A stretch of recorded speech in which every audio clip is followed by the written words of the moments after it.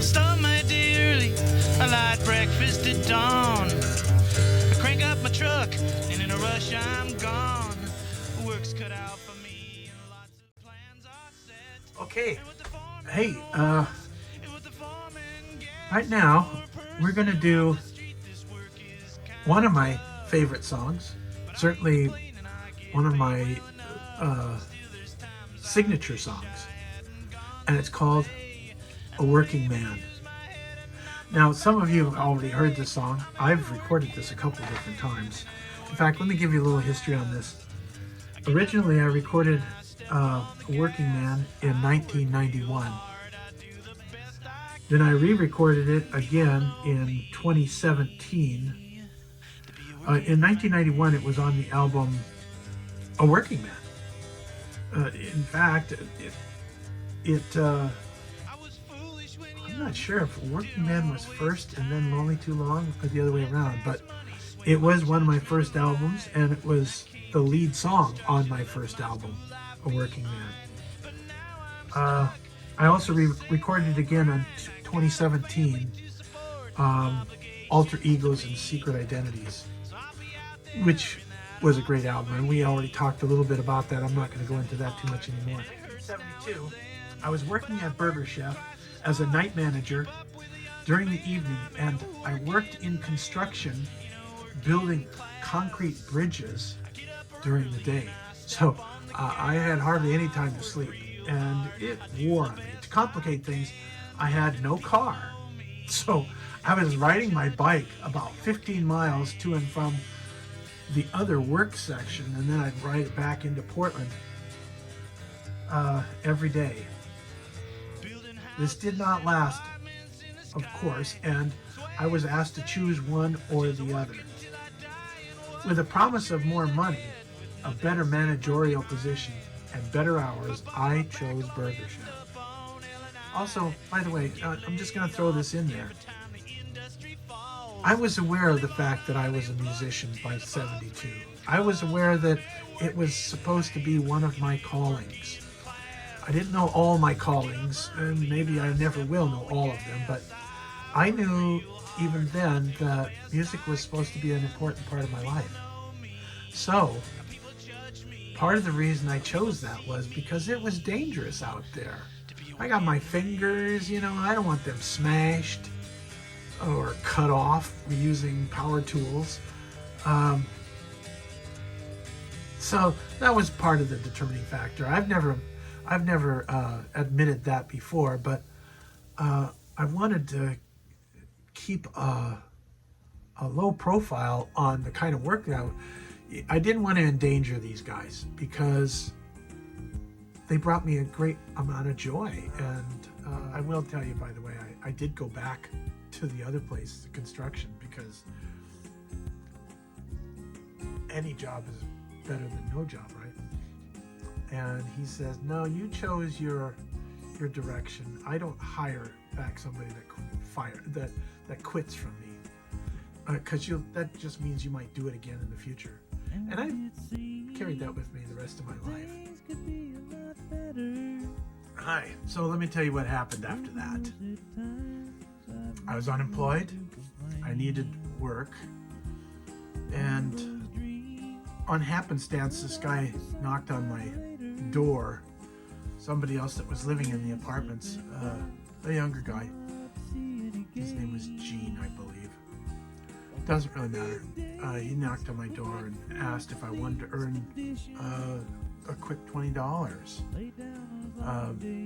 for a half an hour's worth of work. And it turned out to be more than half an hour's worth of work. And it was taking concrete and wheeling it from point A to point B. From the street out to the project that was being done in the backyard. And then there was a walkway alongside the house. And yeah, I did that. I carried the concrete, and it wasn't really that difficult of a job. But when it came time to get paid, I ended up also doing some of the flat work because it was setting up really fast. I didn't even know what I was doing, but I was following Gene's lead, and I figured out how to do it. And then I got paid $20, and it was actually probably about an hour and a half. But I appreciated the $20. But I began to realize, wow,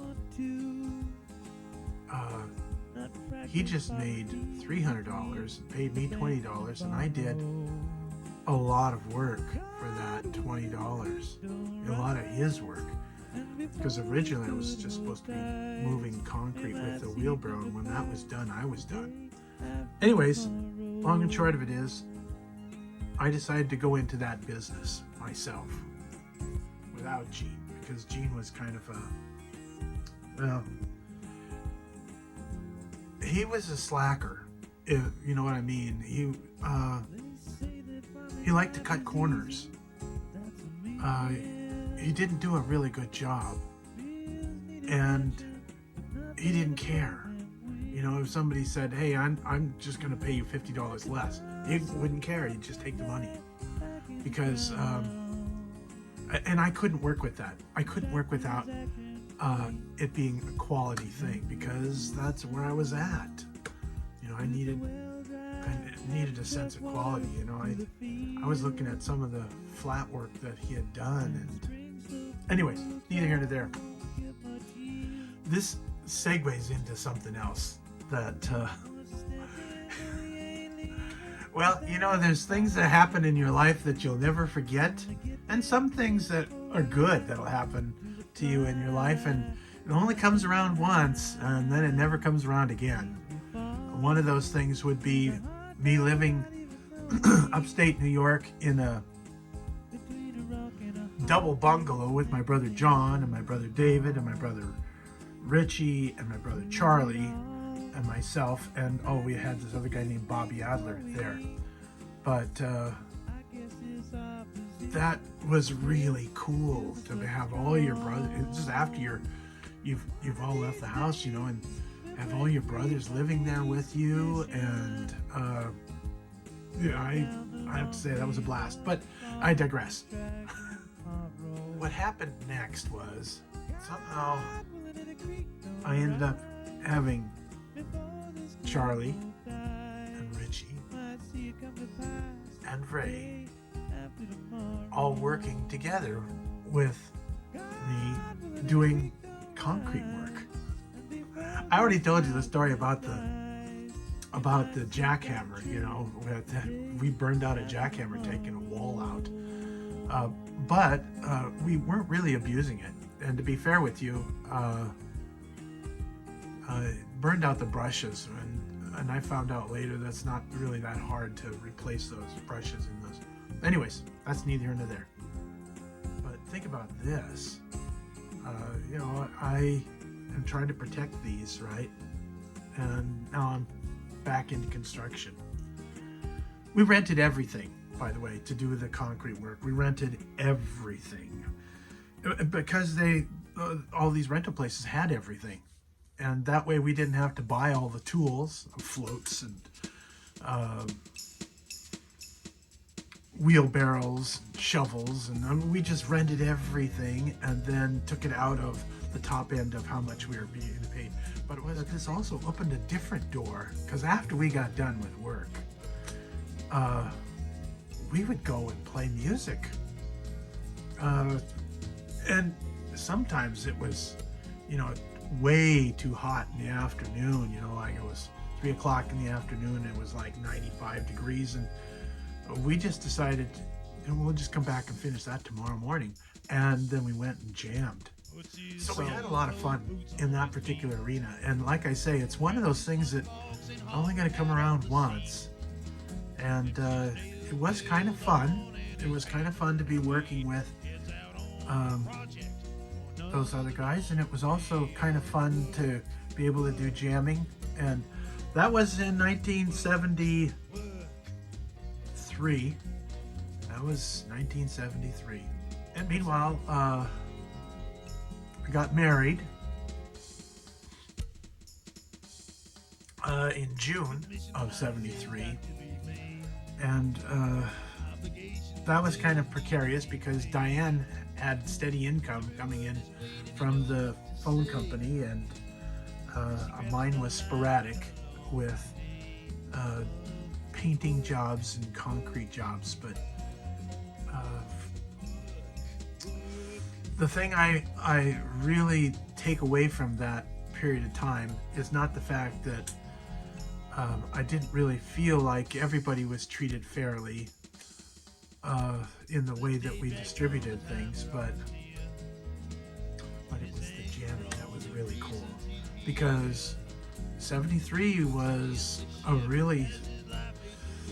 was really coming out of this musical shell, and I was finding all of these wonderful songs coming to my head, and I was writing a lot. I was writing a lot and running it past my brothers, getting their critiques and their ideas, which I stole from them. Well, I didn't steal them, they gave them to me, but there's some things, that they really influenced me greatly, and I love that. I love the fact that we were able to do that at that time. We couldn't jam at the place where I was living after I got married because we moved into an apartment on the northwest side of Portland, the Estelle apartments, and everybody else in the Estelle apartments were elderly. So there we were, Diane and I,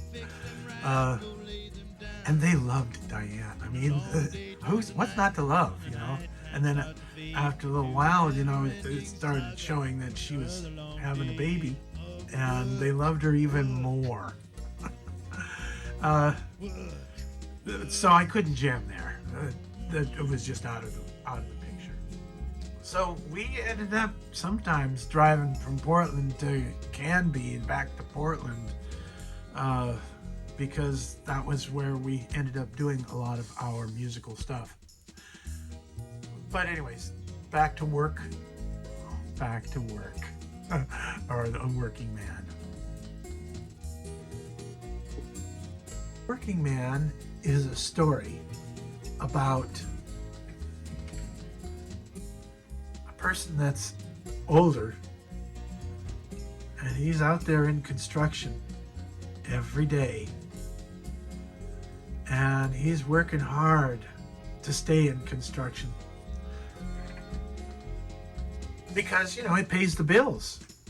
And it's revealed a little bit later that he's a family to support and obligations to meet, so he's going to be out there in that hot summer heat.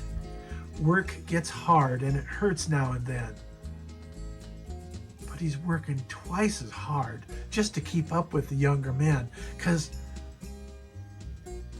and then he says, I'm a working man in a working class. I get up early and I step on the gas. I work real hard and I do the best that I can. And people know me to be a working man. And after a series of different short-term jobs, like selling light bulbs from one side of Tumwater, I'm getting all the way over to Lacey, but I digress. By the way, I use that "I digressed" to say I'm done with this conversation. I need to get back to what I was talking about. Sometimes, by the way, I try to get back, and you might have noticed I don't, because I don't remember where we were, and I don't want to rewind because it makes it a little less impromptu, and even reading kind of makes it a little less impromptu, but I want to get these points across. So if you don't mind, in 1982, I went to work at the Forest Funeral Home and Cemetery in Olympia.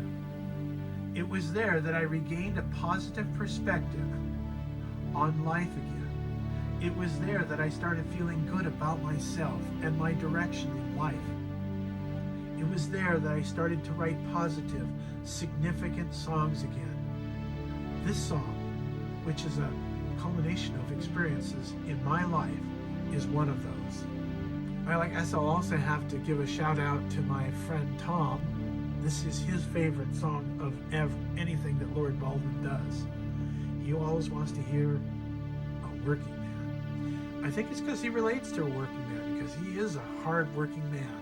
And we haven't talked about who the cowboy is. This is cowboy number 3, by the way.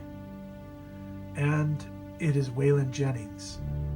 I think when you listen to this song, it's going to be very easy for you to hear Waylon Jennings in this, because it's kind of fashioned off of his kind of style. This song certainly has all the earmarks and all of the feel that Waylon Jennings, who, when most of the country and western artists out there were still plunking away on acoustic guitars, at least visually, he didn't mind being up there with an electric guitar in his hand and with his gravelly voice.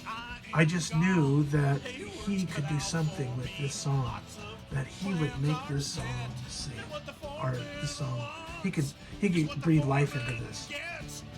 You guys remember the Dukes of Hazzard and that kind of funky guitar playing, and he narrated that, but he also had his little song in there too. I just really felt that Waylon Jennings was the right man for this, and I was hoping that he was going to pick up on it, but there's no way I could get it to him. Time passed on, and that ship sailed. But over the years, I've also thought about other artists that could do this song too. Certainly Willie Nelson could do this song.